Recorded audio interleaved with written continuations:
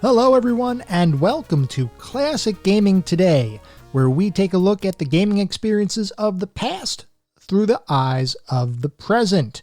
Today we are going to look at the platform puzzle game Lemmings, developed by DMA Designs and published by Psygnosis in 1991 for the Amiga computer and later ported to a bunch of other platforms. But before we get to that, I do want to talk about the fact that this is a brand new podcast. Now, this may be the first episode of our new podcast that we're launching today, but it is not my first podcast. I have actually done two different podcasts over the course of my life. Actually, over the past few years, there were two podcasts. One that I released back in around 2018 called Point and Click, an adventure game podcast, where we talked all about point and click adventure games. And then shortly thereafter, I guess maybe a year and a half or so after, I released a podcast called Saved Games, which was a little bit broader beyond just the point and click adventure game genre to look at all sorts of games. The point and click podcast lasted around a year. Saved Games only lasted for a couple episodes, and that's because life got in the way. For those of you who may not know me, my name is Tony. And I have been a gamer my entire life. I have loved all sorts of video games, whether that's on console or arcade or on computers. I have just loved every single kind of game out there, and I have played a bunch over the course of my life. I'm a 40-year-old guy, almost 41, so I've actually had the benefit of growing up throughout the gaming industry's actually birth, creation, and evolution over the course of the last 40 years. So I've experienced a lot of different things over the course of my life as it relates to gaming, and I've enjoyed it immensely, and I will probably always be a gamer. But I have always wanted to share my ideas and talk with others across the community about these different gaming experiences, and the podcasts that I had hosted up to this point allowed me the opportunity to do that. Now, I also have two young children. At the time of this recording, my daughter is 6, and my son is just around 19 months old. So things are a little hectic. And to be totally fair and totally honest, when I had stopped doing the other podcasts that I had been hosting, the reason for that is because life just got too complicated. Life was just very, very tricky because of time commitments and things like that. But, things are starting to settle down. Things are starting to get a little bit more stable. And I decided that this was the right time to come back and start podcasting again. I always enjoyed it. I always had a great time doing it. I'm hoping that we can build a community here and we can start doing that with this new podcast, which is really focused on the entirety of gaming and those gaming experiences that we've all had from our youth or just from older titles, and really want to focus on what we feel when we go back and play those games today. Now, in some cases, we may not be going back to play a game we've played previously. Might be a brand new game to us, so there might not be any nostalgia there. Other games might have been things we experienced when we were young and we want to re-experience. We're going to run the gamut in this podcast, and I'm sure as we start and continue to build our community, we will find different experiences that individuals may or may not have had, and we will talk about them. I'm incredibly excited about this. I do want to build a community around this podcast and just gather a bunch of like-minded people to have discussions with. So I do, just for everybody's reference, I do have an email that if you want to reach out and either give me feedback or talk about the episodes or talk about specific games, feel free to reach out. That email is classicgamingtoday@gmail.com. I also have a Twitter account with the handle @ClassicGamingT. So if anybody wants to reach out, these are all obviously very, very new since this podcast itself is very new. But I am really hoping that over the course of time, we can grow the community and actually make this be something special. With that housekeeping out of the way, and just for reference, I usually tend to get pretty much to the point. There's not a whole heck of a lot of fluff in my podcast, so forgive me for a few minutes at the beginning of the podcast to just kind of go through some of the housekeeping kind of items. But now we are going to shift, And we're going to start talking about the game that we came together to discuss, and that is Lemmings. Before we do that, just because this is the very first episode, I want to go through and talk about what the anatomy of an episode is. When you listen to Classic Gaming Today, what should you expect? Well, first we will talk history. And what I mean there is, how was the game developed? What is the historical context around the creation of the game? I love learning about gaming history. I love learning about all of the ins and outs behind why these classic games were created or how they were created. I just find it incredibly interesting, and I want to be able to share that with everybody. So the first part of every podcast episode will be a historical deep dive, so to speak, into the creation of the game along with the historical context of the game that we're going to be discussing. Once we go through the history, we will then pivot and do a pseudo-review kind of section. And I say pseudo-review because I am not going to assign numeric scores or grades to the specific games that we talk about, but I do want to talk about some elements of each of the games. Primarily, we'll look at the things that most reviews kind of look at. Things like graphics. How does the game look? How do the graphics hold up today? And that's a little bit tricky because obviously graphics have progressed a lot beyond some of the games that we will be talking about. But are the graphics stylized appropriately so that they still look good, even though they may not be the most technically proficient graphics compared to 3D acceleration and ray tracing and everything else that we have today? We will also look at the sound and music of the games. That's sound effects, that's the musical score or tracks that accompany the gameplay that we're experiencing. So how does that sound? Does it sound good? And just for everybody's awareness, a lot of people I know have had mixed reactions when it comes to musical files like MIDI kind of files, musical instrument digital interface, where the sounds aren't real instruments, but it's all computer synthesized kind of stuff. I think MIDI and just musical instruments that originate from the computer and are either via sample or FM synthesis or whatever the case might be, I think they are absolutely charming. Now, of course, some of them are not that great, but I find in general that musical style or that kind of music just brings me back to when I was young playing these games, and it is just such a nostalgia trip for me that I don't have any issue with them whatsoever. Of course, I also love a good orchestral, instrumental, or instrumented soundtrack as well, but I have no issue with MIDI files or MIDI-based soundtracks at all. In any event, we will talk sound and music. We will also talk narrative and story. Now, not every game is going to have a particularly strong narrative, but to the extent it does, we will talk about it. Then we'll also talk about the playability of the game and the overall controls. What does it feel like to actually play or control the characters on the screen? And that then dovetails directly into the overall feel that you get from playing the game. Now, this is a very subjective kind of thing. It's basically saying, when I sit down or when we sit down and we play a game, what does it feel like? What are the emotions that it evokes? Is it something that evokes joy? Is it frustration? Is it something that you're happy? Or is it fun? Whatever the case might be, what does that overall feel when you sit down to play the game? And then based on all of that discussion, we will assign a verdict for the game. And basically the verdict in this case is the game worth playing today? Understanding that all of the games we're going to be talking about have been around for a while and were released a long time ago. Is it still worth it to explore these experiences today? And there's going to be a few different categories that we will assess or that we'll assign to each of the games we talk about. One is, hey, this thing is a classic. It is truly a classic. It doesn't matter whether it was released yesterday or released 30 years ago. You should still play it. I don't care if you enjoy the genre or not. It is something that is just a landmark in gaming, and you should play it regardless. Second category is, well, if you have nostalgia for the game, yeah, re-experience it. I think that'll be a really good thing, and it'll give you that same exact feeling that you felt when you played it originally, albeit even exponentially magnified by the fact that you're experiencing that nostalgia trip that everybody knows and loves. Or if you really like the genre that it's in, but maybe you didn't experience it before, go for it. probably a good experience or probably something you will enjoy.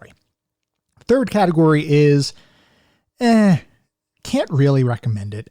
It was probably okay at the time, or maybe it wasn't, who the heck knows.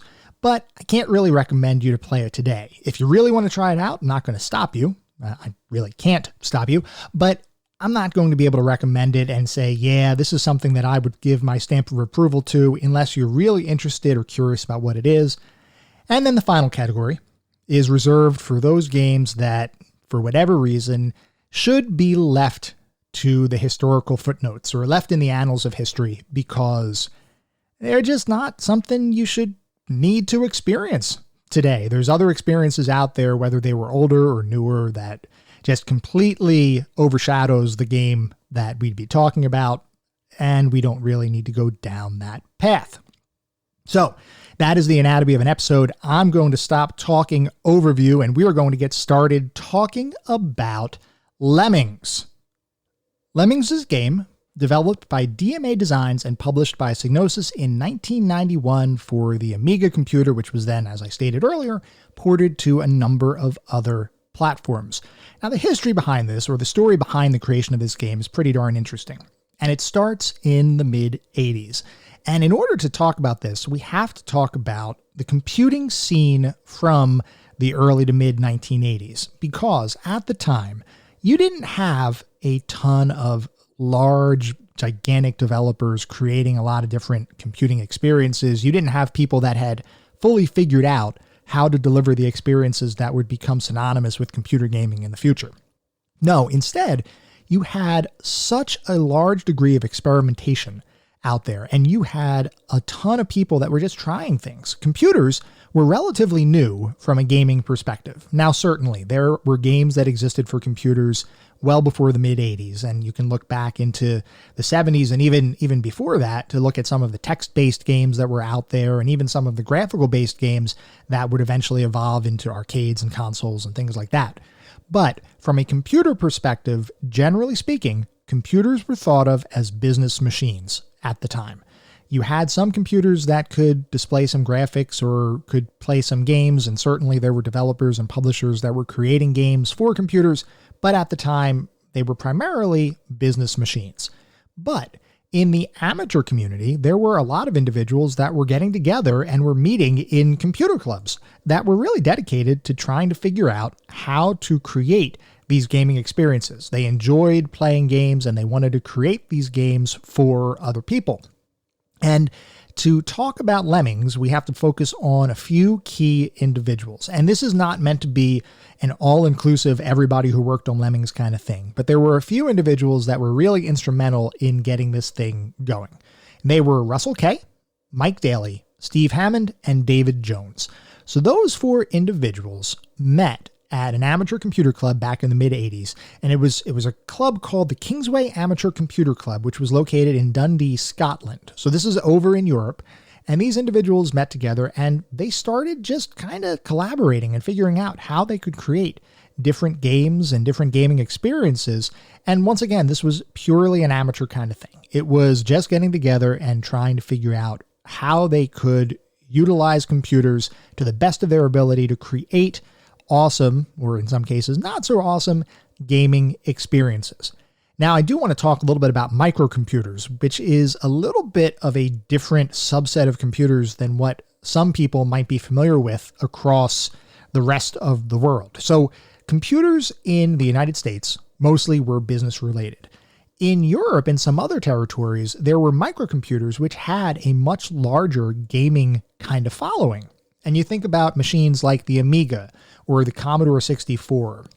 Those microcomputers were actually pretty darn big in Europe, less so in North America and some of the other America-based territories. But those computers, generally speaking, had some pretty advanced graphic and, in some cases, music capabilities, or at least sound capabilities. The Amiga in particular was light years ahead of many of the other computing systems that were available at the time. So when the group of people, when Russell Kay, Mike Daly, Steve Hammond, and David Jones got together, they started focusing on these microcomputers to create these kinds of experiences that they wanted to create. And primarily that meant working on the Amiga. Since that was pretty much one of the most advanced microcomputers of the time, it gave them a lot more flexibility to be able to create the kinds of experiences they wanted to try to create. So the group decided to form a company, and they eventually settled on the name DMA Design. And in this case, DMA is one of those acronyms that is not really an acronym, but is kind of sort of acronym, and I will explain.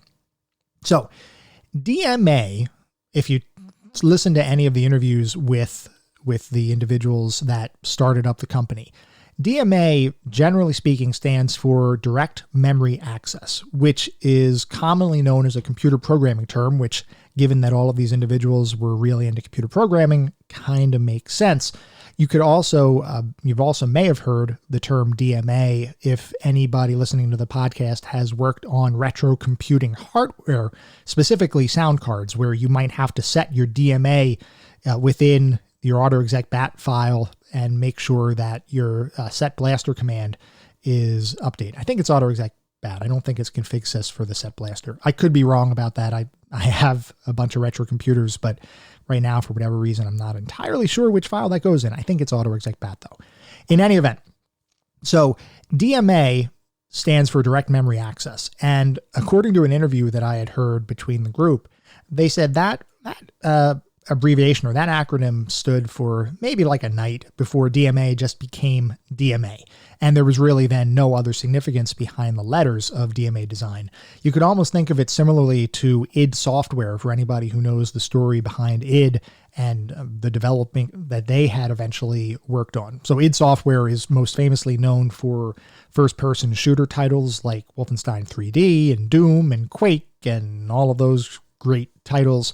We'll probably talk about id on another date, but I had actually done some research about id for one of my prior podcasts, and id, the company name, ID, right now basically doesn't stand for anything. You could think about id as almost from a psychological perspective. Id is all about the trying to grasp whatever it is you want without regard to decency or other people's needs or whatever. It's basically the most basic human instinct of trying to get exactly what you want. And that was always what I thought id stood for, because most of the first-person shooters that they had worked on were very focused on just kind of that instant gratification, very fast, very quick kind of movement. So that was my assumption. It turns out that id actually did at one point stand for a separate phrase, which was Ideas from the Deep, which, similar to DMA Design, kind of got dropped very quickly, and it just became id. So, minor tangent aside, we have this company, DMA Design, and they were really focused on making games similar to the games that they enjoyed playing in arcades at the time, which they really enjoyed side-scrolling shooter kinds of games. So think about games like Defender and Gradius, those kind of games where it's a side-scrolling ship and you have different enemies or creatures that are flying at you across the screen, and you have to dodge their bullets, and you have to shoot them, and they explode into a bunch of carnage and mess and things like that. So DMA Design was really focused on making those kinds of titles for the microcomputers that they were working on. And the two titles that they released as they actually became a company, one of them was named Menace, and one of them was named Blood Money. So those were the two games they worked on immediately previous to Lemmings. And at the time, they had actually gotten the attention of a pretty big publisher at the time known as Psygnosis.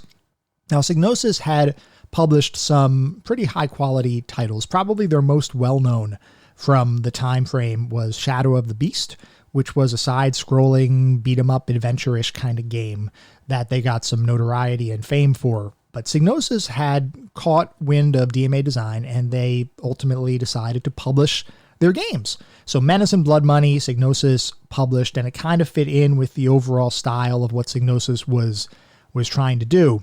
And after those two games were released, or after Menace and Blood Money were released, to relatively okay acclaim, I guess, they sold between 20 and 40,000 copies in total. So not a horrible amount, not gangbusters, so to speak, but definitely not a bad amount.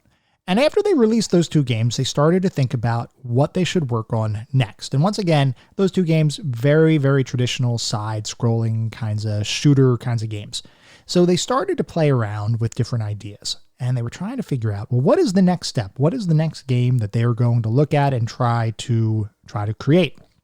And they started playing around one day with some sprites and graphics. And sprites, just for anybody who may be unaware, back when computers, before 3D acceleration, before all of that kind of stuff, most of what you saw on screen were created by sprites, which were basically just collections of pixels. So if you think about some of the traditional classic games like Mario himself is a sprite. And you can look at all the different pixels, and if you bring up like a pixel editor, you can see the individual pixels that go into that sprite. The sprite is the collection of that pixel. So DMA Design started playing around with a software program called Deluxe Paint. Now, Deluxe Paint, we need to talk about for just a couple minutes, because this was one of those software packages that actually enabled the computing industry and the gaming industry to become what it would eventually become. Deluxe Paint, you wouldn't think about that, just thinking about a graphics program. And at the time, it was very advanced. But if you look at it in comparison to what we have available today, definitely not so advanced. But if you look at Deluxe Paint, it allowed so many different graphical options for just creating graphics and being able to almost build pseudo game engines within it, or at least pseudo game backgrounds, and integrate stuff. And basically the time from going to Deluxe Paint to game engine and actually seeing things move around and animate and things like that was very, very short, which basically meant that it was instrumental in helping individuals create games. And Deluxe Paint was used on a ton of games back then. A lot of games that were on the Amiga. LucasArts, as an example, used Deluxe Paint almost exclusively for a lot of their point-and-click adventure games. And I do want to just relay a quick story about LucasArts. So if anybody has played The Secret of Monkey Island, you will recognize that the main character's name is Guybrush Threepwood. And some people may say, well, where did that name come from? How did anybody think of the name Guybrush, just as an example? Well, funny story. In Deluxe Paint, there was a menu for brushes. Brushes were one of the common graphical tools that were used within Deluxe Paint. And when LucasArts was making The Secret of Monkey Island, they had saved a file before the name of the character was even understood or even created. They saved a file and they called it the Guybrush, because I guess that was the brush that was used for the main character sprite that they were creating. And later on, I guess somebody was looking at the file, and I'm not sure if that was Ron Gilbert or somebody else, but somebody was looking at the file and they saw the Guybrush and they kind of thought, well, hey, that might not be a bad name for the character himself. So ultimately that brush file and the naming of it, which was the Guybrush, is what eventually led to Guybrush Threepwood getting his name. So I know, totally unrelated to Lemmings, but I thought that was an interesting little story about Deluxe Paint. So in any event, Deluxe Paint is a big deal, or was a big deal at the time. And DMA Design was working around in Deluxe Paint and playing around with different animations and sprites and characters to try to brainstorm what they might want to look at next. And they created some sprites and started to play around with them in some interesting ways. Primarily, they created a bunch of small sprite-based characters and put them into a variety of deadly kinds of situations and just kind of made it funny. So you might have these little small pixel characters that would walk into an area and a mouth would just come out of nowhere and eat it. Or might get shot and explode into a fiery mess, or might get crushed by a 20-ton block of steel or something like that. And they were just trying to figure out hilarious ways to put these characters through misery. And in the process, they looked at it and they said, you know what? This actually might be a game. This is something we might be able to get behind and create into something. And that is actually where the concept for Lemmings was born. And the game really was birthed because of some of that experimentation and playing around that they did in Deluxe Paint. And if you ever have a chance, there is an excellent Lemmings documentary available on YouTube where it's basically 2 hours and there's tons of interviews with everybody that was involved in the making of Lemmings. And part of that video, they actually show the original sprite work and the original animations that I'm referencing when I say about the characters moving across the screen and getting crushed by the blocks or anything like that. You can actually see what that looks like within that documentary. It was very, very interesting. But in any event, that animated demo is what created and eventually grew into the idea for Lemmings. Now, lemmings are, in folklore, these creatures that basically everybody thinks just follows each other, and they jump off of cliffs, and they don't understand that jumping off the cliff is going to hurt them, so they all jump off the cliff and they all eventually kind of commit suicide, so to speak. That's a common myth. That's not real from what I understand. I think most of the lemmings that end up dying is just because they're really not great swimmers, or they don't judge the spots to cross different waterways or rivers appropriately, so they end up drowning. It's not that they all are just mindless jumping off of cliffs, but the lemmings in the game are kind of mindless, or at least they are very much followers. And by that I mean, when lemmings enter a level, they basically drop down and they move around, and they will move in a single direction until some force or action acts on them, whether that is the player clicking on them and assigning a skill, or whether they bump into an obstacle or a trap or anything else within the game world. That is the only thing that will stop their forward progress. Otherwise, they will keep moving forward. So you can kind of see how that common myth around the term lemmings eventually led to the behavior of the characters in Lemmings, the game. So the group with DMA Design started to design the game, and they began integrating all sorts of dastardly and dangerous traps into levels. They say it was because they wanted to help guide the player to the eventual goal and try to say, hey, you probably shouldn't go in this direction, maybe go in the other direction, or just to kind of help almost. I don't know, some of those traps, and we'll talk about this when we talk about the actual feeling of playing the game. Some of those traps were kind of crazy. So they may say that it was supposed to be helpful. I don't know that I buy it in every single situation. It might not be exactly the way they are portraying it, but who am I to judge? That's just what they said. Anyway, the interesting thing, or one of the interesting things about developing the game, is that they didn't start out by saying, hey, you know what, let's create a bunch of easy levels and then let's build on that to create harder levels and harder levels and harder levels. The development process for the levels in the game was pretty cutthroat from what I could tell. Basically, everybody sat down and they constantly tried to one-up each other. They started creating levels that were intentionally hard, and then they went up from there, and they continued to try to iterate on levels to make it harder and harder and harder. Now, because this group had been working on the game, and they kind of had an in-depth knowledge of how the game was functioning and how they could make things work and how they can bend the environment to their will, they very quickly became experts at the game. So it was very, very difficult for anybody to create a super challenging level that would ultimately create a situation where one of the people in the team couldn't actually solve the puzzle. So this generated a lot of healthy competition, and there were a ton of very difficult levels that were created up front.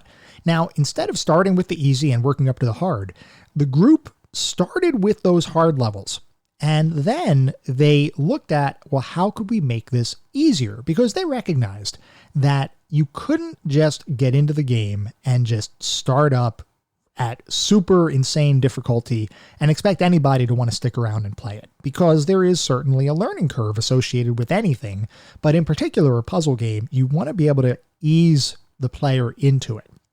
So they had created a bunch of these very difficult levels, and then they went back and they started to make them easier. They started to see, well, okay, how can we take this really difficult level and make it less challenging so that there'd be more of a gradual learning curve? So that might have been changing some of the level layout to make it a little bit easier to navigate. Or maybe they messed around with the mix of skills that were available to the individual lemmings to be assigned, so that you had more available of a given skill that might make traversing a level or getting to the eventual end gate of the level a little bit of an easier prospect. So they did that, and they kept iterating and iterating and iterating. And eventually they arrived at 120 levels throughout the game, split up across 4 different difficulty levels. So each difficulty level had 30 different levels. And if you wanted to play it from beginning to end, you would start at the very easiest and you would eventually get through all 120 to those really insanely difficult levels. Now, I will say, and we'll talk about this more in a little bit, the learning curve for this game is very smooth. It is one of those games where they don't give you a tutorial. This is a 1991 game. Back then, you didn't really have tutorials. You had manuals. You had basically anything that you were going to pick up in the game. You were either going to pick up from the manual or you were going to pick up by playing the game itself. But games were not designed to hold your hand, and games were certainly not going to give you tutorials where they said, hey, this whole level is just about learning something, so press A to continue, or move left or right, or whatever. That just wasn't in game design DNA back in the early 90s. So any game that you played, you kind of had to learn on the fly. But I will say, to the developer's credit, Lemmings was one of those games that, even though they didn't have a tutorial, they ramped the learning curve so smoothly that you felt like you were becoming an expert as you played the game.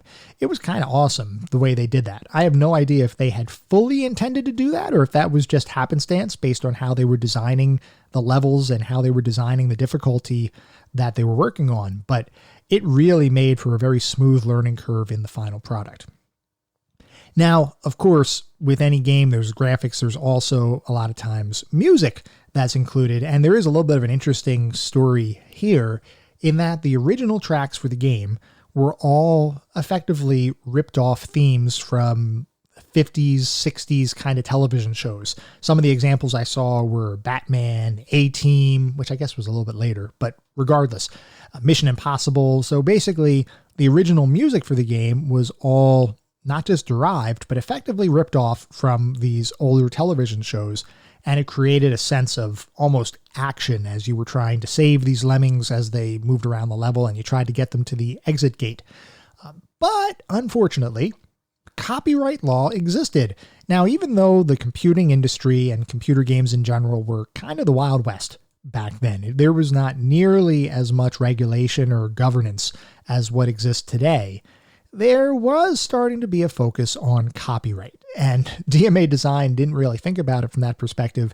I'm not sure exactly who told them, but they said, basically somebody went to them and said, hey, copyright is a thing, and you're going to have an issue if you continue to move forward with the soundtrack that you're putting there, because they didn't get licenses to the music. They didn't do anything. They basically just put the music in the game and thought, hey, this sounds great. Can't really do that, unfortunately. So they actually had to go back to the drawing board and remix the soundtrack entirely. And they ended up changing the music to non-copyrighted material, meaning things that had fallen out of copyright, either via age or maybe that wasn't in copyright to begin with. And a lot of the music that was actually included in the game were remixes of classical tunes. There are also some folklore or folk kind of music included in the game. If you listen to the soundtrack, I can almost guarantee you may not know the name of the song, but you will recognize the songs in this game.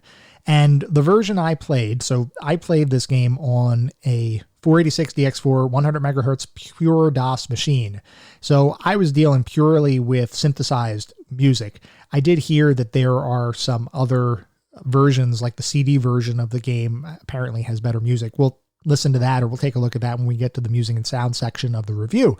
But I will say that you can very easily recognize a lot of these tunes. Even if you don't, like I said, you don't know the name, you will recognize the music itself. So I did mention that prior DMA Design games like Menace had sold between 20 and 40,000 copies. So not bad, not great.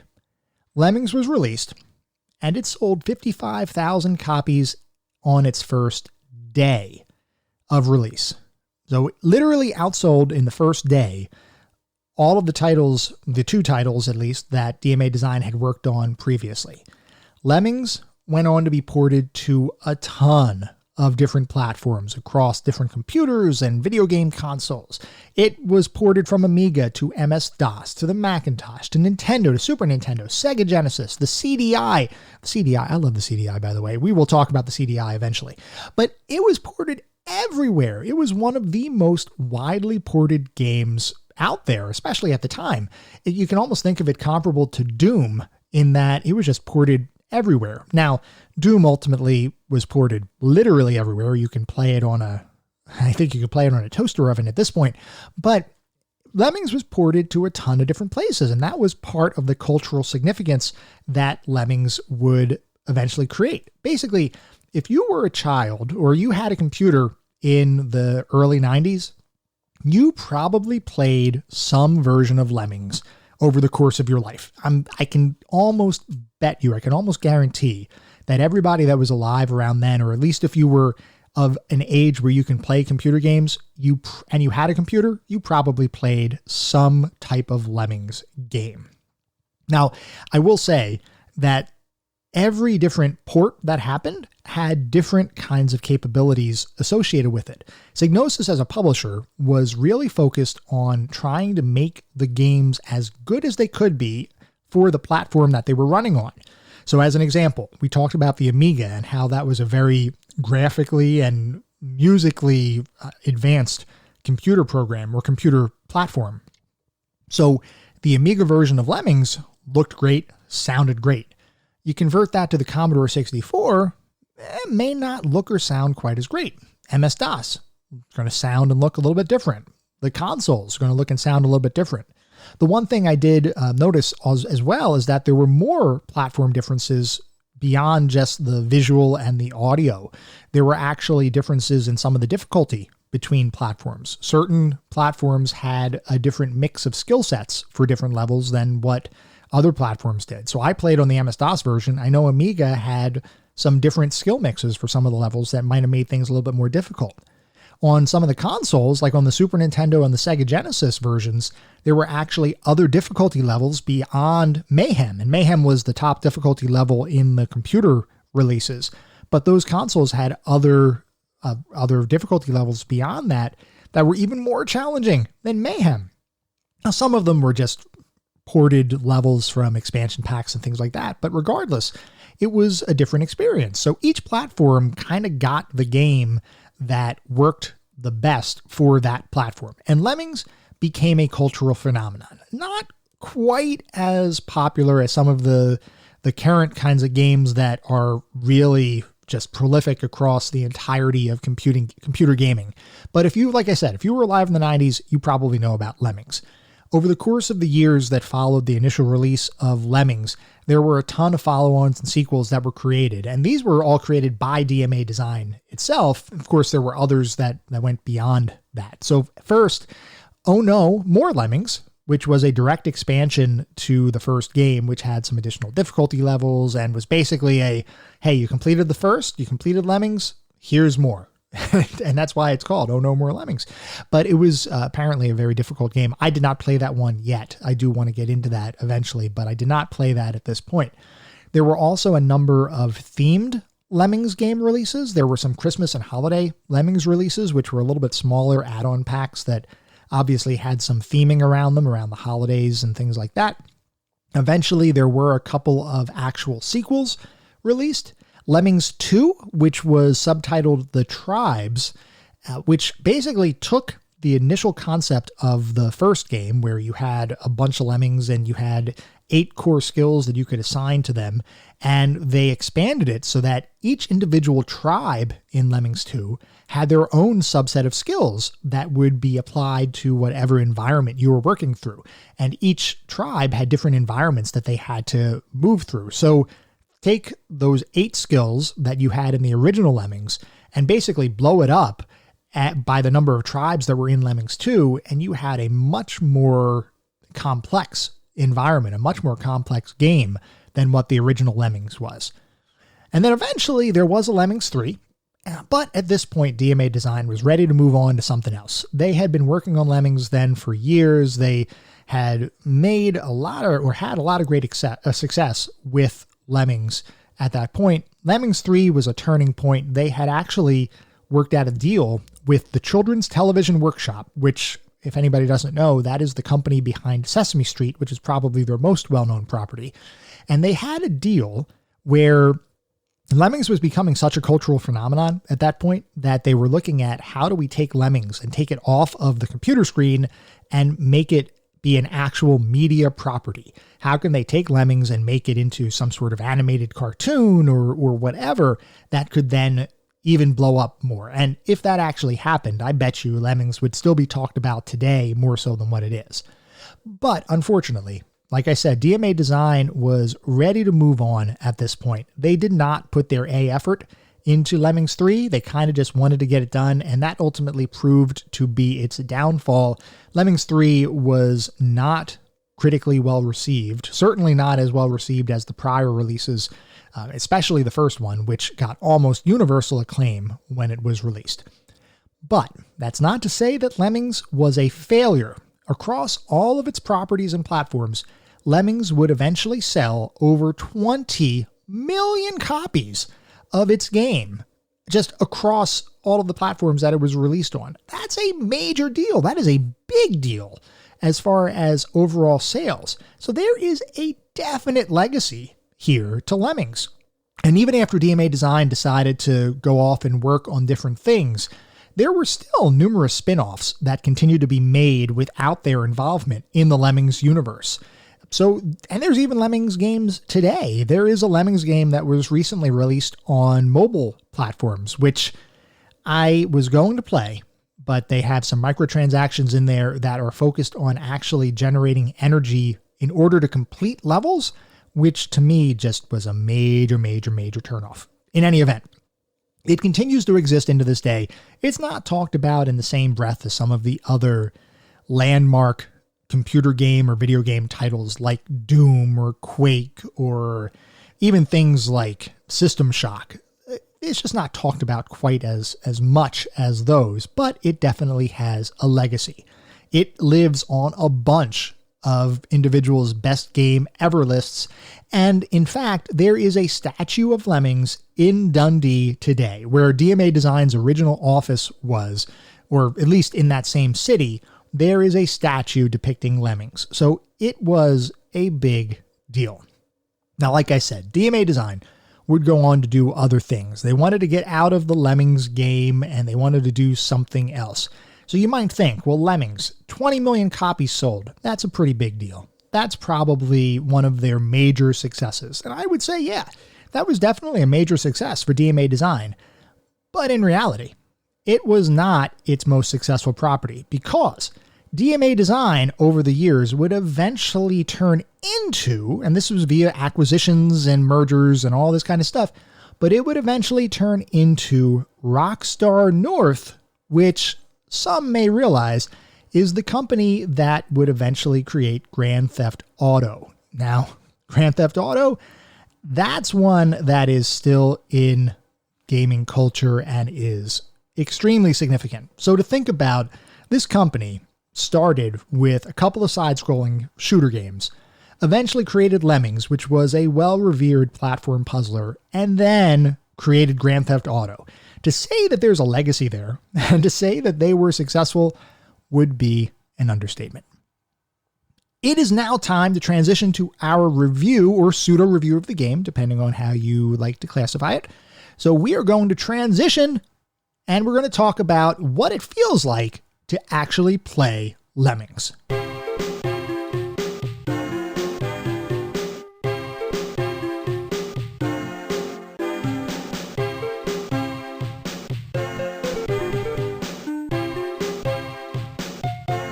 Now we're going to dive deeper into what Lemmings is as a game. We talked about the history. Now, what is it? When we say Lemmings is a puzzle platform game, what does that mean? What is the actual concept? So we talked a little bit about this as we were going through the history, but just to give a little bit of an overview. Basically, you have a bunch of levels spread out across 4 different difficulty levels. And in each individual level, your goal was to guide a group of animals called lemmings, or creatures called lemmings, from the entry point of the level all the way through to the end gate. And there would be any number of obstacles, both environmental and traps and things like that, that might be in your way. As we mentioned, the lemmings, as they moved through a level, would always move forward, whatever forward meant for the individual level, until the lemming would hit a barrier or would have some sort of obstacle in its way where it would either bounce back and go in the opposite direction, or in some cases, it could die in any number of horrible ways, like falling off a cliff and getting crushed, or walking into a Venus flytrap kind of thing, or whatever. It was definitely a little tricky to try to navigate these levels. So basically, your goal was to save the lemmings. It's not to have them die horrible deaths, although a lot of times that would happen as you're trying to figure out a level. But the goal was to save them. And you have a number of skills, 8 skills to be specific, that you would be able to apply to the lemmings in order to help traverse and figure out how to get through an individual level. Before we talk about those skills, I do want to just talk about what the box says, because back when we had these games in the early 90s or even into the mid to late 90s, you didn't really know what you were getting without reading the box. There were magazines out there you could have been reading, but there wasn't the internet the way it exists today, where you could go out there and you could see gameplay reviews or videos or things like that. So basically, you had to deal with either word of mouth, magazines if you got them, or looking at the box. So I'm looking at the Lemmings box right now. And on the front, it says, "Warning, we are not responsible for loss of sanity, loss of hair, or loss of sleep." And then if you turn it over and look at the back, there are some pictures of different levels within the game. And basically the way the game sells itself is a unique, mind-boggling game of multiple skill levels. Take command of the wackiest collection of misdirected rodents ever seen on your screen. So those lemmings would just walk through the levels and you had to try to save them.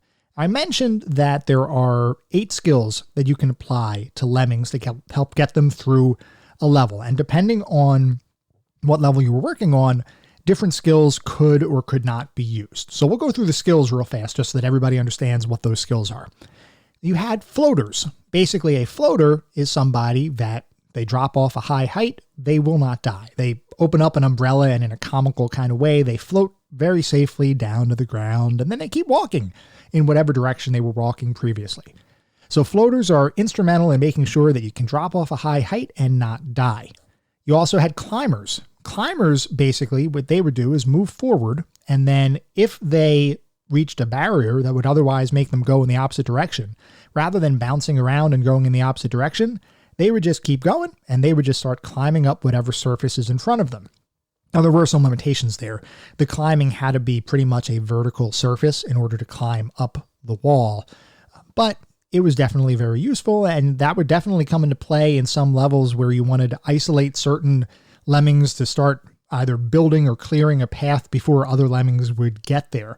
Crowd control in this game is actually a really, really, really big deal in order to make sure you could actually reach the level requirements, because each level, when you're playing through it, it's not just about saving individual lemmings. There were specific requirements for each of the levels that basically said you must save X% of the total lemmings population. And in each level, the rate at which lemmings would enter the level could be different. Some levels by default would enter very, very slowly, give you a little bit more time to plan. Other lemmings would just drop, or other levels would have lemmings drop in at a ridiculous rate, and you really wouldn't have any time to plan.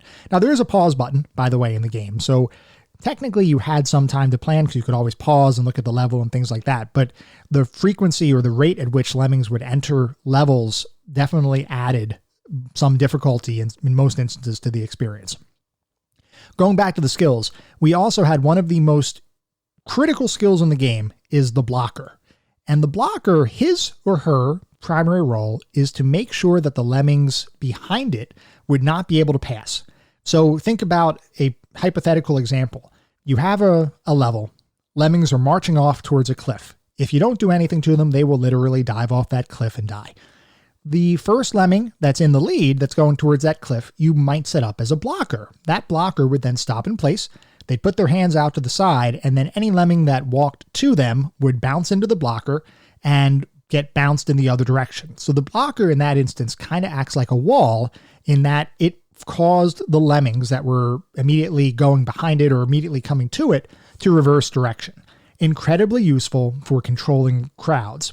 Another key use case for blockers is to, once again, control the crowd. You have some levels where you might set up blockers on two ends of a group of lemmings and basically just have the lemmings bouncing back and forth between them so that you can have your other lemming, like a single lemming, off in the level, either building bridges or knocking down walls or whatever, just to make sure that you didn't lose too many lemmings en route to the percentage requirement that you had for an individual level. So blockers incredibly important. You also had bombers. Now, bombers were effectively lemmings that you would click on, and 5 seconds later, wherever they're standing, they would explode. Now, sounds a little bit violent, but the way the game handles the animation for the explosion is actually pretty darn cute. It's kind of crazy that they return something so violent into something that was kind of a little bit funny and cutesy. In any event, bombers were very, very important in some levels because as you get to the higher difficulties, some levels take away the normal skills that you'd be able to do to dig through a ground or to bash through a level.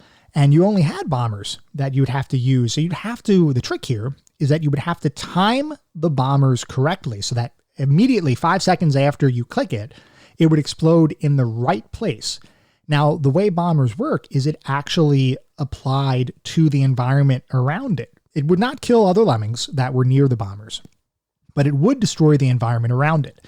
So if it was standing on a patch of grass, so to speak, and it exploded, you would create a divot in the land where then lemmings would have to go through that little divot in order to continue moving forward. If it exploded near a wall, it would blow the wall up. And depending on how thick the wall was, it might either break all the way through to the other side, or it might just create a hole that lemmings would once again go into and then bounce back out of. So a useful skill, definitely one that requires a degree of actual physical human skill in order to be able to control effectively. Beyond bombers, you also had builders. Now, builders would do exactly what their name suggests. They would build bridges or build ramps so that you could traverse different levels that might have holes in the ground, or you might have to build consecutive ramps and bounce back and forth to try to get from a ground floor all the way up to different multiple levels or different levels where the exit might be. The builders are pretty tricky. And one of the reasons why they're so tricky is as you build, you will eventually, there's going to be levels where you will want to build ramps that effectively go up to a wall and then reverse and go in the opposite direction, continuing up. So almost creating a zigzag step kind of pattern. If you don't build exactly and perfectly up to that wall, if there is a pixel of missing build, you will fall. You will fall to your death, the builder, or just fall in general, and it will not be a great situation for anybody. So the builder takes a lot of finesse to use appropriately. And especially at some of the harder difficulty levels, the builders, you just don't have the resources available to build or to have as many builders as you would need in some cases. So definitely a tricky kind of skill to use effectively.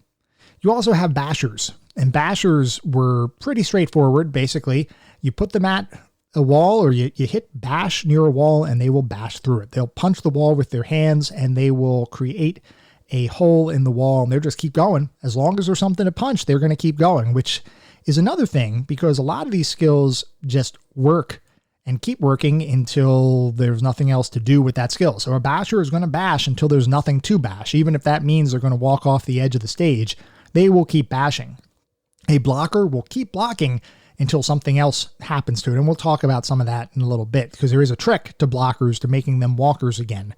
But I know for a long time, anything that was a blocker, I would just blow up at the end of the level because there was nothing I could do to it. It would just sit there and stay there. Builders are a little bit different in that they will only ever put down 12 blocks before they decide, I'm done. Or I guess more technically, they run out of bricks. And then you have to, if you still need to build more, you can reactivate them as a builder. But they only have 12 bricks to lay before they move on and want to do something else. Bashers will bash forever. Diggers are basically groups that or lemmings that will dig into the ground. And once again, they will keep going until they find nothing, until they drop through the world or they hit an obstacle that they can't dig through. There are certain obstacles like metal blocks and things like that where you can't dig through or you can't bash through. So they do have those environmental kinds of things in the game as well. And then finally, you have miners. Now, miners are a lot like diggers, but instead of digging straight down, which diggers do, miners will dig on a diagonal. So this is actually a skill that gets really, really, really useful as you go up in the difficulty levels, because in order to get to certain places, you need to create ramps for the lemmings to walk. Otherwise, if the wall is too steep that they're approaching, they will just bounce right off the wall and they'll go in the other direction. So these ramps become very, very important. The miner is how you get these nice ramps.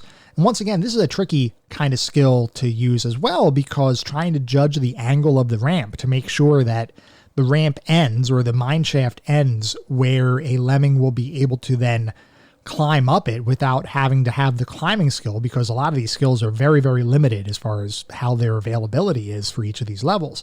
In order to create the appropriate mine shaft for that to happen, it's a little tricky. So based on those 8 skills, based on that combination of skills, or whatever the combination of skills is, the number of resources or the number of skills you can apply in a given level and the overall level layout, that's basically what created the level difficulty for the entire game. So you could look at it and you could say, okay, for a given level, it has this layout, it has this number of each skill that you can apply. So that's basically how it creates the difficulty for the game. So that is the general overview of the game. I want to talk more specifically about each of the categories that we mentioned earlier in the podcast around when we say we're doing a review, what does that really mean? So we will talk about the graphics, the sound and music, the narrative or story where it exists. Spoiler alert, doesn't really exist so much in this game. The playability and controls, and then the overall feel of playing the game itself. So we'll start with graphics. The only thing I could say here is that the graphics were incredibly effective, especially given when it was released. Now, the graphics were very cute. The palettes were very bright. It felt really, really pleasing to the eyes to look at. You could almost look at these graphics and think, hey, that might be like an indie retro title today. It's not quite as clean as some of the titles that are released today. It doesn't have that perfect kind of anti-aliasing that a lot of even some of the pixel games that are released today just feel a little smooth. This is definitely not that. You can feel the blockiness of these pixels in the game, but it works. It works well. And the animation in the game, the animation of the graphics, considering that they were pixel graphics, is just absolutely phenomenal. I will reference the documentary on YouTube that I had mentioned previously. There was one section where they show how those individual pixel graphics were animated, and you have a very limited color palette.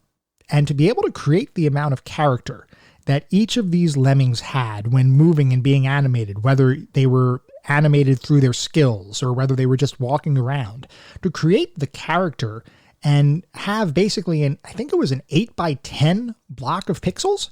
So I guess, 80 pixels maybe to work with, and a very limited color palette to be able to get that across and to get those actions across. And the amount that they were able to build in here from a graphical perspective is just mind-boggling to me. They were able to do this, especially given this was 1991. So graphics-wise, I think this holds up today. Nobody's going to look at it and think, hey, I need a RTX 3090 to run this thing, because you certainly do not.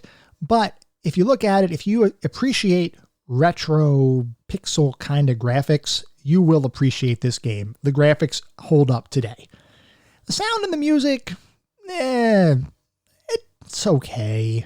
I mean, we talked about the fact that the music was effectively non-copyrighted, classical or folk music, and they work all right. I mean, I will say that as I played the game, and you will play the game for a while, if you work through the game without any sort of walkthrough, without any sort of hints or things like that, some levels will take you some time to complete. So there's plenty of time to listen to the music, and it's okay. It will definitely stick with you a bit just because of the repetition of having to go through the levels over and over and over again. But it's okay. It worked. It worked within the confines of the game. I actually think that the TV themes might have worked a little bit better. I would have loved to have played Lemmings with the Mission Impossible theme playing in the background. I could just picture it now. And just thinking about that makes me happy. And I wish there was an opportunity to be able to play the game with its original soundtrack. Unfortunately, I don't think it exists, but if it did, I would love to play it. Now, I did mention earlier that the music was a little bit different depending on the platform and depending on the version of the game. So I do just want to do a quick compare so that everybody can hear what the music sounded like. Most of the music you're hearing here throughout the podcast and the different interludes and things like that come from various versions of the game. So I want to take an opportunity to look very specifically at a couple of platform differences. So we're going to take the same exact track and we're going to compare across at least a subset or a small portion of each track. We're going to compare across different platforms. So we are going to start with the Amiga, which this was the very first release. It was released on the Amiga originally before it was ported everywhere else. So here is a music track from the Amiga system.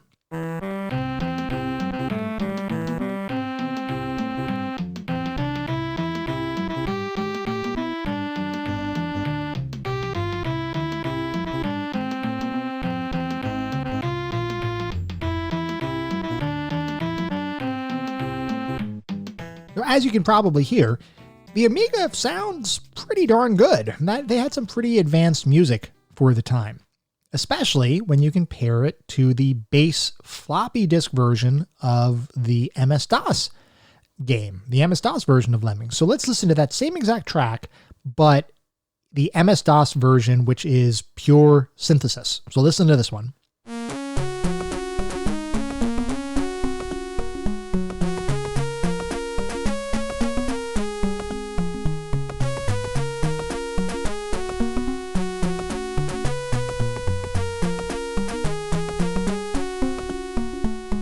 I think everybody can hear the difference between the DOS version and the Amiga version. It's pretty easy to hear the difference.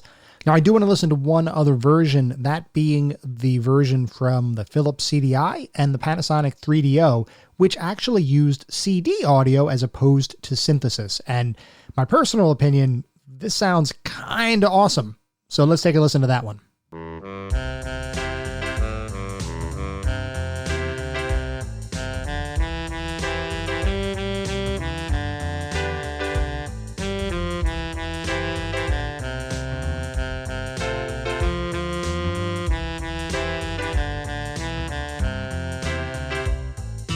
So as you can see, each platform had its own musical stylings, so to speak. They are all in the same ballpark, but definitely a little bit different between the different platforms. Which one is better?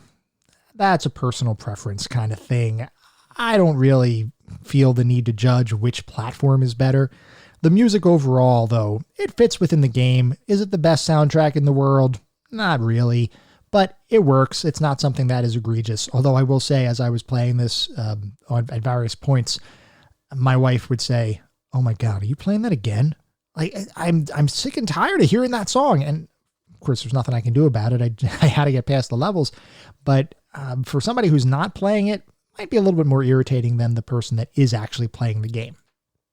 Now, talking about sound effects, there aren't a ton of sound effects in the game. There are some sound effects for the Lemmings themselves and some of the vocals, I'll say very loosely, vocals. Like when a lemming explodes, before they explode, they kind of do like a...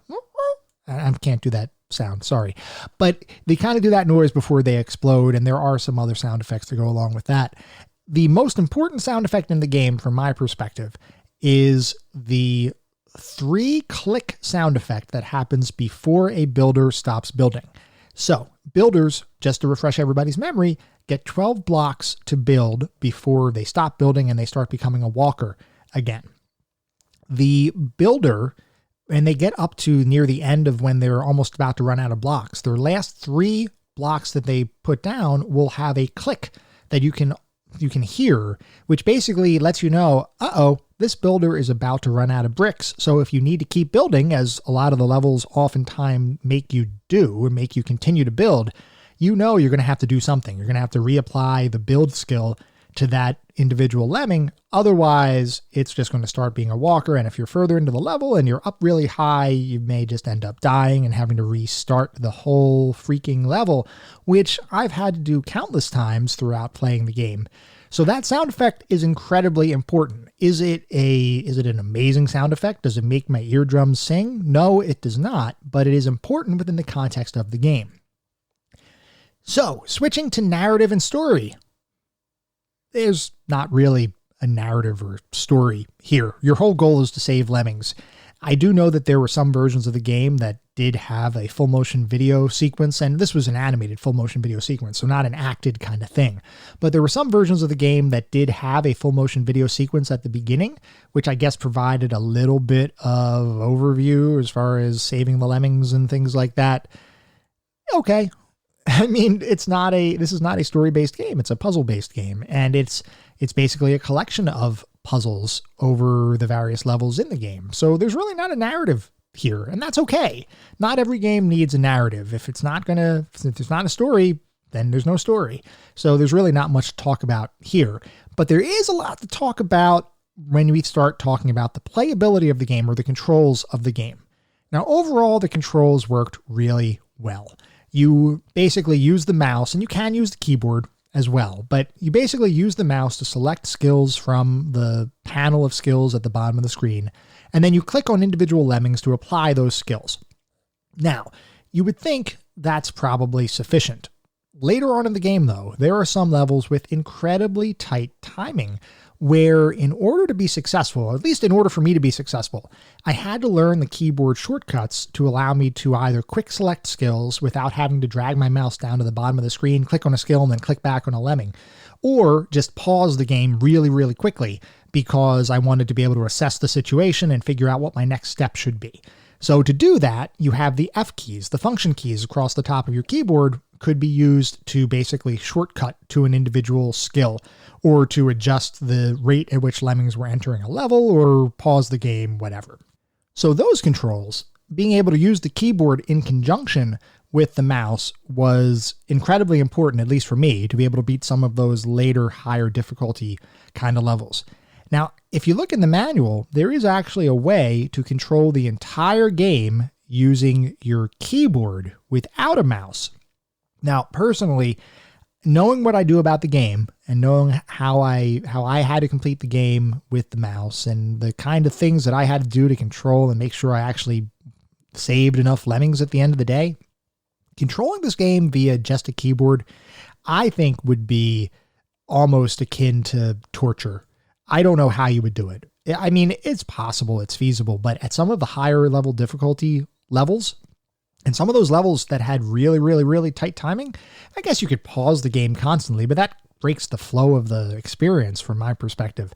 So I would think if you're going to be having to use the keyboard exclusively, you're going to have to do a whole heck of a lot of pausing because holy cow, I can't imagine that being an effective way to play. If any of you have played it like that and that's your preferred control mechanism, please let me know because I would love to ask you some questions. I just don't see how it could work. I think the mouse is just such a more natural interface for this kind of experience. So it's just, I can't see how it's done. Anyway, there are a couple of frustrations here as far as the playability and controls go. One of the biggest, which I only learned a semi-secret to later on in the game, is that a lot of times we were talking about crowd control. And we were talking about how lemmings need to be controlled in certain areas. And by doing that, you would create situations where the lemmings would become really, really, really bunched up sometimes. And then sometimes you had to assign certain skills to those lemmings that were bunched up that might require it to go in a certain direction. So just as an example, let's say you had 2 blockers set up, one on the left, one on the right, and you had a ton of lemmings walking back and forth between them constantly ad nauseum. Well, one of the ways to get past a blocker is to build a ramp that goes over their head. And then all of the lemmings would run up that ramp as they're going in that direction. They would bounce over the blocker's head and they would be able to continue on the level. Now, when the lemmings are individual, when you can individually click on a lemming easily to build a ramp, no issue. When all of the lemmings are bunched up, you run the very real risk of clicking on a lemming and having it build in the opposite direction of what you intended, which basically means that you're going to get screwed. This is not going to be a good outcome for you. So you may have to restart the level at the worst case, or you may just have to kind of rethink your whole strategy at a little bit less of a worst case scenario, but it's not great. Now, what I will say is one of the things that I learned later on in the game is I think the way it works is the later a lemming is released into a level, the higher priority it has as far as selecting it for a skill. So what that means is if you can segment the individual lemmings into groups, and you look at the group and you can find a group that has a relatively low number, like if you mouse over it and the little display screen says Walker 1, Walker 2, Walker 3, Walker 1, Walker 2, whatever, something like that. And you have another group moving in the opposite direction that says Walker 7, Walker 8, Walker 9, or something like that. The ones that have the 7, 8, 9, I believe, will get the priority if you click on an area where there are two different sets of lemmings. So if you have a Walker 1 and a Walker 9 next to each other and you click on them, I believe, at least this is the way it was working later on for me, if you click on it, Walker 9 will get the priority. So if you can determine in which direction that Walker is moving, you can hopefully try to control the direction of how you're going to build or how you're going to utilize the skills a little bit better than what you would otherwise. So that was a trick I learned later on in the game. I will say that as far as the overall playability goes, while this was a really smooth game, really smooth learning curve, and I enjoyed the controls, and the controls were pretty tight for the most part, the execution of each level is sometimes even more difficult than figuring out the puzzle for the level. So there's two different aspects that go into playing this game. There is their overall puzzle, figuring out how to get from point A to point B with all these lemmings. Once you figure that out, and there's a number of different solutions that can apply to individual puzzles. It's not like there's a one-size-fits-all, which I think is one of the things that makes this game such a genius puzzle experience, in that you don't need, or you don't have a single solution to a puzzle. There are any number of ways you can solve each of these situations that you find yourself in. But what happens is you figure out the puzzle, and then the actual execution of doing that can sometimes be even more difficult than figuring out what the solution or the proposed solution that you're trying to do is, because of some of those things we were talking about, like bunching up the lemmings and not being able to select the lemming you really, really want to select appropriately. Or sometimes it's just a number of skills that you have available in a given level that, yes, you may have a plan, you may know how to solve the puzzle, but you have such limited skills available to you for a given level that you have to be very, very precise with how you utilize the skills. Otherwise, you're going to run out. And the biggest one that has the issue there for me, once again, is the builder. Because if the angles, once you play it for a while, you'll understand the rough angles of the platforms or the ramps that they create, and you'll get pretty good at being able to judge where to start them up and where to position them and things like that. But until you do, it's a little bit of a crapshoot. And it is definitely one of those things where you may know exactly what you want to do, but your execution is just not there. You don't build at the right spot, which means your angle is too low, which means you can't traverse this wall, or you can't bash through the wall appropriately, or you miss the hole that you're trying to get into, and then your whole level is done and you have to restart it. Restarting levels is a thing in this game. It's actually okay. Most levels are pretty darn short. I think one of the longest levels are like in the 7 to 9 minute time limit range. So these levels are not that long. They're not that big. So replaying them, that's fine. It's not like the worst thing in the world. It's definitely, there is frustration here. This is not a game where you just play and you just have pure fun. There is a lot of fun and enjoyment that comes along with it, but there is also frustration. And I think that's pretty much just normal when you talk about puzzle games in general. You're not going to go in there and just have 100% fun. If you don't have the frustration, that means probably the puzzles are not quite as difficult as they could be, because ultimately you want that sense of fulfillment that comes with actually achieving something and not just doing something. So that's why I think the game does actually work. So overall, how did it feel to play this? Wow, I had a great time. I really did. I like I told you, it was frustrating sometimes.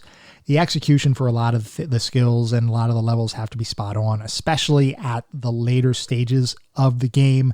One of the examples I didn't mention is the timing of the bombers. And we did mention that a little bit before, but some of the levels you have to be really, really precise in the timing of your bombs. And sometimes you have to have multiple consecutive bombs lined up so that you almost have a domino effect going on where this one explodes and then a second later the next one explodes and you're able to get through the level. It is really tricky sometimes. Very, very fulfilling, very great to play, but really, really tricky. One of the things I absolutely loved, and something I didn't realize, because when I was a kid, I played Lemmings. But what I didn't realize was that when I played Lemmings as a kid, I pretty much only played the very easiest difficulty level, which I think was fun. So I played the fun difficulty level, and I thought, I'm a genius. I am just rolling through this game. Like, this is nothing. I don't know what everybody's talking about. Lemmings difficult, whatever. And then I realized when I went back to play it just a few weeks ago, well, that was just the really, really, really easiest level. So if you want to play the game and you want to feel like a genius, but have a ton of fun doing it, play the fun difficulty level and stop there. That is my recommendation, because you will feel like you are just able to solve any puzzle that they throw at you, and it will make you feel really great. If you actually want to experience the game, then of course progress through the other difficulty levels, which gets really, really challenging. One of the things I really love, though, as the challenge ramps up, because there is, like I said, a really, really smooth learning curve. But one of the things that I really loved is the fact that skills that you otherwise wouldn't think of combining will eventually be combinable in order to solve later puzzles, and actually have to be combined in order to solve later puzzles. So even though you only have 8 skills, there are actually combinations of skills that will allow you to execute certain puzzles that you otherwise wouldn't be able to execute. So I'll give a couple of examples. Blockers are normally just blockers. They will stay blockers forever and ever and ever once you make them a blocker until you blow them up. Well, it turns out that if you dig underneath the ground of a blocker, you can return the blocker to a walking state, which is incredibly important when you get up to some stages that require very, very high percentage, if not 100%, saving lemmings. And if you use blockers by default and you don't think about digging under them to release them, they will stay blockers and they will die, or they won't be able to be saved in the level. And that basically means you can't meet your requirement. So blockers can be returned to walkers by digging under them. Same kind of situation with diggers and miners, and bashers for that matter. If you're digging or mining or bashing and you need to stop going in that direction for whatever reason, you're about to go off the side, you're about to drop through the world, whatever, you can turn them into a builder. And they will build for a couple of pixels. And the way builders work is they will keep building up until they either use up their 12 blocks or until they bounce into something. So if you bounce into a wall, they'll stop building and go in the opposite direction. Well, if you're bashing through a wall and you get up near the end and you start a builder and you want to go in the opposite direction, if you're still within the small crevice that a basher has created or that a digger or a miner has created, you will by default create a couple of blocks, but because the blocks go up in kind of a vertical diagonal kind of direction, eventually you're going to bump your head on the wall and you will stop building and start going in the opposite direction. So in that way, you can cancel out of an action, whether it's digging or mining or bashing, you can kind of cancel out. You can also combine skills and they actually change the way that the lemming is referred to. So if you take a lemming and you apply the floater skill as well as the climbing skill, they become an athlete, which is awesome. I mean, it doesn't really do anything other than the fact that they can both float if they drop off a high height as well as climb walls. But I thought it was really neat that they actually thought about that and assigned a different name to those specific lemmings. So a ton of depth here. There are so many new things that you discover that you never thought were possible early on in the game. It feels absolutely amazing to play. Even to this day, it feels amazing to play. And to solve the puzzles, especially when you really get through one of those challenging ones, it feels so good.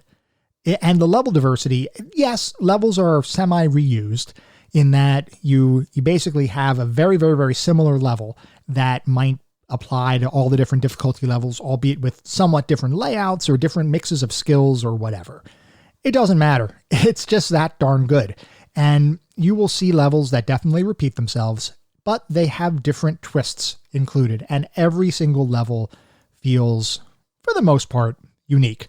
One of the things I didn't mention too, which I found amusing, is each level actually has a different name. So if you go into the level, the name of the level will oftentimes give you a little clue as far as what you need to do in order to solve the puzzle or to save the most number of lemmings or just how to tackle that specific puzzle. So I thought that was a neat little touch that they added. So with all that said, what is the verdict? Should you play Lemmings today? Yes.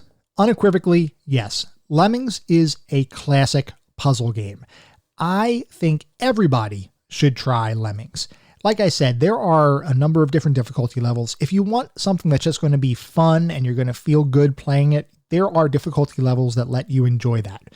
If you want to be challenged, there are difficulty levels that let you be really, really challenged. If you want to feel that sense of accomplishment that comes from literally defeating everything in the game, it gives you the option to do that too.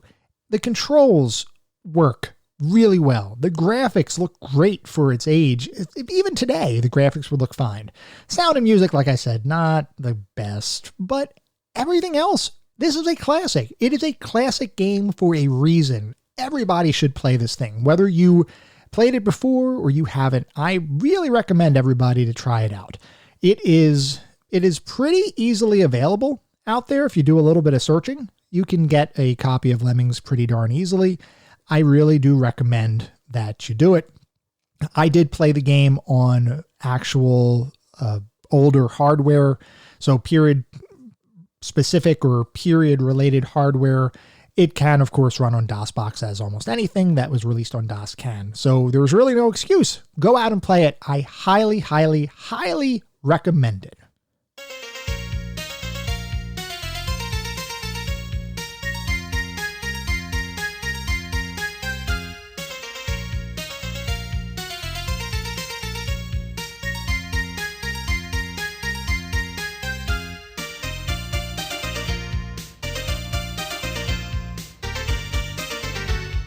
That is pretty much all I wanted to talk about Lemmings.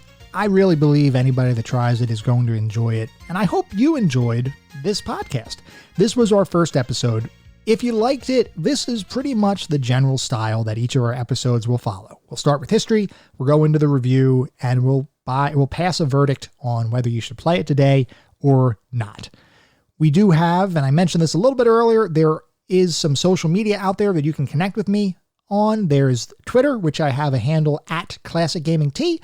I also have an email address, classicgamingtoday@gmail.com. Legitimately interested in hearing what you think. If you have comments about the episode that we just talked about, or the game we just talked about, or future ideas for games to look at, or just comments in general, I would love to hear them. I am working to make sure that this podcast is available on pretty much every podcast engine that might be out there. So feel free to leave a review on your podcast aggregation engine of choice.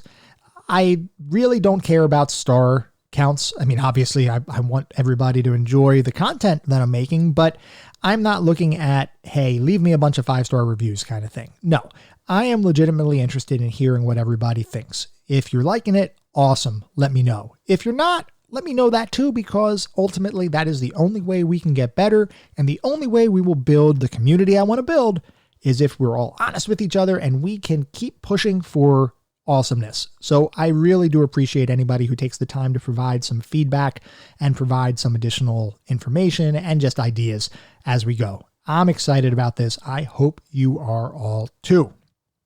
Our next episode will be focused on the full motion video adventure title Ripper, which that's going to be a fun one. That one stars Christopher Walken and a bunch of other Hollywood actors. This is back when everybody thought full motion video was going to be the thing. Myself included. I love full motion video games. I'll tell you all about it at some point, but Ripper is coming up next I hope everybody tunes in for that one when it releases, which should happen in around a week-ish or so. Still trying to work out the timing of releases. My goal, lofty goal, is to have episodes release every single week. That might deviate a little bit, especially earlier on as I get some stability around things, but that is my goal. So our next episode will be focused on Ripper. I hope you all join us. So with that, thank you all for listening. I truly do appreciate your time. I appreciate you listening to the podcast and any feedback that you might provide. I hope you all had as much fun as I enjoyed creating it. Until next time, everybody keep playing those games, keep enjoying them, and remember that sometimes the gaming experiences of the past are just as good, if not better, than today's gaming experiences. Bye, everyone.